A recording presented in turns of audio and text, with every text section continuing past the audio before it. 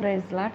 మరి ఈరోజు వాగ్దానం ఏంటంటే, పుచ్చుకొనుట కంటే ఇచ్చుట ధన్యమని ప్రభువైన యేసు చెప్పిన మాటలు జ్ఞాపకం చేసుకొనుడి. అపోస్తులు 20:35లో ఉంది ఈ మాట. పుచ్చుకోవడమే కాదు, ఇవ్వటం యందు, గుప్పిలి విప్పడం యందు కూడా మనం ఆసక్తి కలిగి ఉండాలి. ఎల్లప్పుడూ పుచ్చుకోవడానికి చేతులు తాచడం కాదు, మనము ఇవ్వడానికి కూడా మనము ఎదుటి వాళ్ళకి గుప్పిలి విప్పాలన్నమాట. పేదలను కనికరించేవాడు, వాక్యం ఉంది కదా, పేదలను కనికరించేవాడు దేవునికి ఇచ్చినట్లే దేవుడికి అప్పిచ్చినట్లంట. మరి ఆ వాగ్దానాల ప్రకారం చూసినట్లయితే పుచ్చుకోవడం ఇష్టం పడే వాళ్ళు ఎంతోమంది ఉంటారు, కానీ ఇవ్వడానికి ఎవరికి ఆసక్తి ఉండదు. కానీ మనం ఇచ్చువారై ఉండాలని దేవుడు ఇక్కడ మనతో చెప్తున్నారు. చూడండి, ఈ లోకపు జీవనోపాధి గలవాడై ఉండి తన సహోదరుని లేమి కలుగుట చూచి అతని ఎడల ఎంత మాత్రం కనికరం చూపని వాని యందు దేవుని ప్రేమ ఎలాగూ నిలుచును.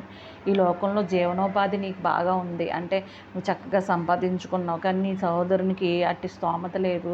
పాపం సంపాదించుకునే మార్గాలు కొంతమందికి అప్పుడే తెరవబడవు, మోయబడి ఉంటాయి. కొంతమందికి తెరవడానికి ఆలస్యం అవుతుంది, వారికి తెలుస్తాయి కానీ ఆలస్యం అవుతుంది. అలాంటప్పుడు నువ్వు నీ సహోదరుడి ఎడల లేమి కలుగుట చూచి అతని ఎడల ఎంత మాత్రం కనికరం చూపని వాడివై ఉంటే అది దేవుడి ప్రేమ ఎలాగవుతుందమ్మా? అది దేవుడు ఇక్కడ చెప్తున్నాడు. 1 యోహాను 3:17లో ఉంది మాట.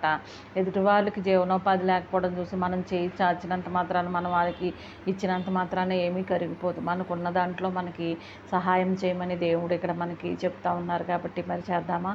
ఆమెన్. హల్లెలూయా.